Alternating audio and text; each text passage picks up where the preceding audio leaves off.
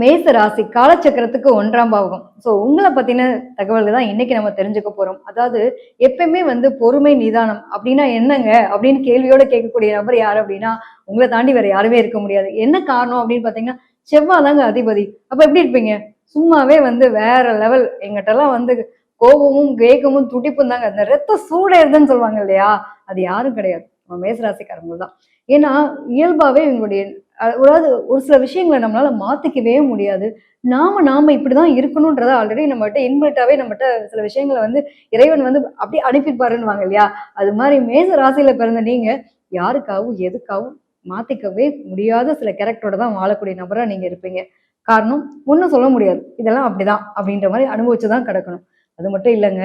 காலச்சக்கரத்துக்கு 5ஆம் பாவம்னு சொல்லக்கூடிய சூரியனே உச்சம் பெறக்கூடிய ராசி. நீங்க சித்திரையில தான் கண்டிப்பா பிறந்திருப்பீங்க. அப்ப எப்படி இருக்கும்? சித்திரை மாசம் என்னங்க பண்ணும்? அப்பா மண்டைய பொளக்குது வெயிலுன்னுவாங்க இல்லையா? கிட்டத்தட்ட சூரியன் உச்சம் பெறக்கூடிய ராசி.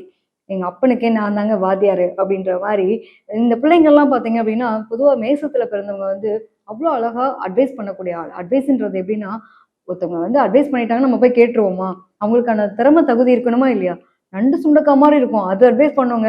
காரணம் என்ன அப்படின்னா, மேச ராசியில பிறந்தாலும் அது இன்பில்ட்டாவே உங்ககிட்ட அழகான சில விஷயங்கள் அப்படிங்கிறது கூடவே பிறந்த பிறப்பு மாரியான தன்மை இருக்கும்.